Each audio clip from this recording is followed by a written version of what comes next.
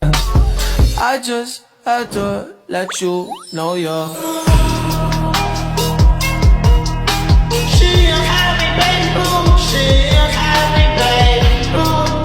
Assalamualaikum warahmatullahi wabarakatuh. Pada kesempatan kali ini, kelompok kami akan mempresentasikan materi tentang implementasi Pancasila dalam kehidupan sehari-hari. Yang pertama yaitu latar belakang. Pancasila adalah dasar negara dan pedoman hidup bangsa Indonesia yang mengandung nilai ketuhanan, kemanusiaan, persatuan, kerakyatan, dan keadilan sosial. Nilai-nilai tersebut penting untuk menjaga kerukunan di tengah keberagaman suku, agama, budaya, dan bahasa. Di era globalisasi, masyarakat menghadapi berbagai tantangan seperti berita bohong, intoleransi, dan berkurangnya rasa sosial. Oleh karena itu, nilai-nilai Pancasila harus diterapkan dalam kehidupan sehari-hari, baik di lingkungan keluarga, sekolah, maupun masyarakat. Dengan mengamalkan Pancasila, persatuan bangsa dapat terjaga dan kehidupan yang damai akan dapat terwujud. Selanjutnya, pengertian implementasi Pancasila. Implementasi Pancasila adalah penerapan nilai-nilai yang terkandung dalam 5 sila Pancasila ke dalam tindakan nyata. Penerapan ini tidak hanya sebatas memahami ataupun menghafalkan Pancasila, tetapi juga mengamalkannya dalam kehidupan sehari-hari. Contohnya adalah menghormati perbedaan agama dan berpendapat, bersikap jujur dan bertanggung jawab, bergotong royong, menyelesaikan masalah melalui musyawarah, serta berlaku adil kepada sesama. Dengan menerapkan nilai-nilai tersebut, masyarakat dapat hidup rukun, memperkuat persatuan, dan mewujudkan cita-cita bangsa Indonesia yang adil dan sejahtera. Baik, di sini saya akan melanjutkan pemaparan materi yang telah diberikan oleh rekan saya. Di sini saya akan menjelaskan model implementasi dulu. Langsung saja kita masuk ke pemaparan materi yang pertama, yaitu model implementasi. Model implementasi adalah cara atau langkah yang digunakan untuk menerapkan suatu rencana, kebijakan, program, atau keputusan agar dapat berjalan sesuai rencana.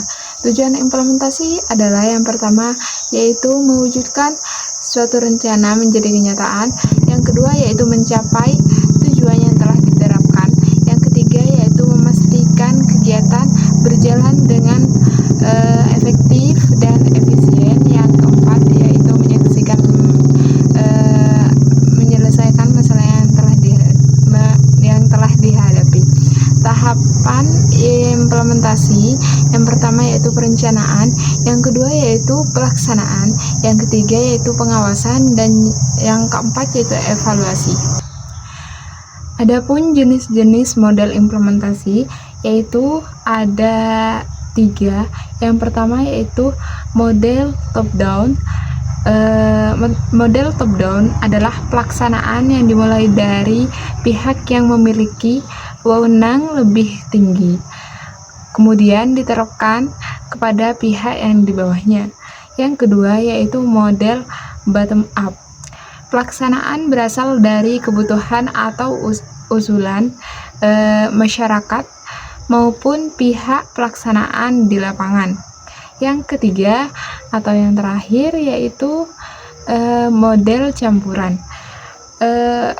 menggunakan pelaksanaan top down dan bottom up agar pelaksanaan lebih efektif. Materi yang kedua yaitu implementasi dalam kehidupan sehari-hari. Implementasi sering dilakukan dalam berbagai aktivitas sehari-hari, antara lain yang pertama yaitu dalam dunia pendidikan, yang kedua dalam dunia kesehatan, yang ketiga dalam lingkungan, yang keempat dalam keluarga, dan yang terakhir dalam dunia usaha. Saya akan memberikan satu contoh di implementasi dalam dunia usaha. Pemilik usaha membuat strategi pemasaran melalui media sosial. Ketika strategi tersebut diterapkan untuk menarik pelanggan, maka sedang terjadi implementasi strategis bisnis dalam pemasaran tersebut. Peran Pancasila dalam membangun sikap toleransi antar umat beragama. Pancasila sebagai ideologi negara yang membentuk toleransi antar umat beragama, menyediakan asas moral dan etika melalui prinsip kemanusiaan, persatuan, dan keadilan sosial.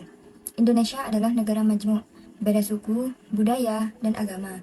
Jadi, Pancasila wajib memupuk toleransi untuk keharmonisan sosial. 5 sila Pancasila dan kaitannya dengan toleransi. Yang pertama, ketuhanan yang Maha Esa. Nilai utamanya kebebasan beragama, yaitu setiap agama punya tempat sama, bebas beribadah tanpa gangguan. Yang kedua, kemanusiaan yang adil dan beradab. Nilai utamanya penghormatan hak manusia, yaitu saling menghargai, tidak menistakan agama lain. Yang ketiga, persatuan Indonesia. Nilai utamanya persatuan dalam keberagamaan, yaitu landasan kehidupan harmonis di tengah keragaman. Yang keempat, kerakyatan. Nilai utamanya demokrasi dan musyawarah, yaitu mengutamakan dialog untuk menjaga kerukunan. Yang kelima, keadilan sosial.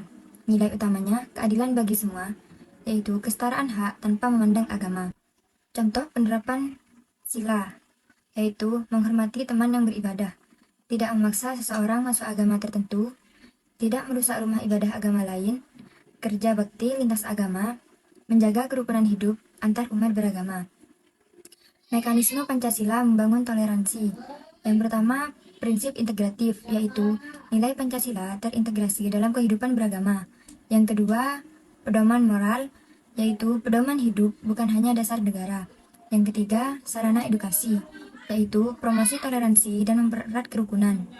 Yang terakhir, tujuan bangsa, yaitu memelihara persatuan dan kesatuan. Contoh nyata di masyarakat, hari raya bersama seperti Idul Fitri dan Natal dirayakan bersama di beberapa wilayah. Acara lintas agama seperti program pemerintah untuk memperkuat solidaritas. Yang terakhir, festival kerukunan seperti edukasi pentingnya persatuan. Manfaat implementasi Pancasila. 4 manfaat BPIP.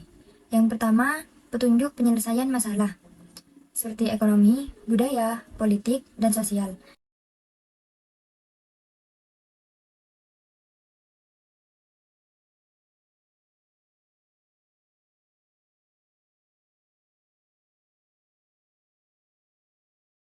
Yang pertama, ujung tombak penyelesaian masalah bangsa. Yang kedua, ciri khas dan jiwa bangsa Indonesia. Yang ketiga, alat mempertahankan kekokohan bangsa. Yang keempat, alat pemersatu bangsa. Dan yang terakhir, panduan dan cita-cita bangsa. Manfaat dalam kehidupan. Yang pertama, menjaga identitas bangsa di tengah globalisasi. Yang kedua, mencegah konflik sosial. Yang ketiga, memelihara persatuan nasional. Yang keempat, kehidupan harmonis dan berkeadilan. Yang kelima, melindungi warga berbeda suku, agama, dan ras. Yang keenam, mencegah perpecahan dan kerusakan bangsa. Yang ketujuh, generasi cerdas digital seperti empati dan toleransi di ruang digital. Yang kedelapan, demokrasi berkualitas seperti pemilu bijak, anti-hoax. Yang kesembilan, gotong royong menghadapi ketimpangan ekonomi. Yang kesepuluh, landasan sistem pemerintah, hukum, dan norma sosial. 5 dimensi kehidupan. Yang pertama, individu memiliki manfaat, sadar hak dan kewajiban, karakter baik. Yang kedua, sosial memiliki manfaat, persaudaraan, solidaritas, dan masyarakat adil. Yang ketiga, politik memiliki manfaat, demokratis, pluralistik, dan menghargai HAM. Yang keempat, ekonomi memiliki manfaat, keadilan sosial, pemerataan ekonomi. Yang kelima, budaya memiliki manfaat, nilai multikultur, dan perilaku beragam. Dampak jika Pancasila tidak diimplementasikan. Yang pertama, konflik politik, SARA, dan ekonomi. Masyarakat akan terpecah karena perbedaan politik, suku, agama, ras, dan ketimpangan ekonomi. Yang kedua, perpecahan dan kerusakan bangsa. Seperti NKRI bisa rusak karena tidak ada pemersatu. Yang ketiga, intoleransi antar umat beragama. Seperti orang tidak akan saling menghargai agama lain, bisa terjadi penistaan agama, dan konflik agama. Yang keempat, tindakan separatis memisahkan diri dari NKRI, seperti beberapa kelompok bisa ingin keluar dari Indonesia, misal ingin jadi negara terpisah. Di video ini, saya akan menjelaskan materi terakhir, yaitu tentang tantangan implementasi Pancasila. Nah, implementasi Pancasila merupakan penerapan nilai-nilai Pancasila dalam kehidupan bermasyarakat, berbangsa, dan bernegara. Namun, dalam praktiknya masih banyak tantangan yang muncul akibat perkembangan zaman, globalisasi, dan kemajuan teknologi. Berikut ini ada 6 tantangan implementasi Pancasila. Yang pertama, menurunnya rasa persatuan dan meningkatnya sikap individualisme. Yang kedua, pengaruh globalisasi yang membawa budaya asing yang tidak sesuai dengan nilai Pancasila. Yang ketiga, penyebaran hoaks di media sosial yang dapat memicu perpecahan. Yang keempat, korupsi dan penyalahgunaan wewenang yang merugikan masyarakat. Yang kelima, rendahnya kesadaran hukum dalam kehidupan sehari-hari. Dan yang keenam, masih adanya sikap intoleransi terhadap perbedaan. Nah, berikut ini ada 6 cara untuk mengatasinya. Yang pertama adalah menanamkan nilai Pancasila sejak dini melalui pendidikan. Yang kedua, menggunakan media sosial secara bijak. Dan yang ketiga, meningkatkan sikap toleransi dan cinta tanah air. Yang keempat, menegakkan hukum secara adil. Yang kelima, membiasakan sikap jujur, disiplin, dan bertanggung jawab. Dan yang keenam, melestarikan budaya bangsa. Jadi, kesimpulannya, Pancasila merupakan dasar negara dan pedoman hidup bangsa Indonesia yang mengandung nilai-nilai luhur. Implementasinya dilakukan dengan menerapkan nilai-nilai setiap sila dalam kehidupan sehari-hari, baik di keluarga, sekolah, masyarakat, dan negara. Penerapan Pancasila yang penting untuk menjaga persatuan, toleransi, dan menciptakan kehidupan yang harmonis serta adil. Selain itu, Pancasila juga memperkuat identitas bangsa dan mencegah konflik sosial. Namun, penerapannya masih menghadapi tantangan seperti globalisasi, hoaks, korupsi, dan intoleransi. Karena itu, diperlukan kesadaran dan kerjasama semua pihak agar nilai-nilai Pancasila tetap terjaga. Sekian penjelasan materi dari saya dan rekan-rekan saya, dan kami mohon maaf jika ada salah kata. Wassalamualaikum warahmatullahi wabarakatuh. I just had to let you know you're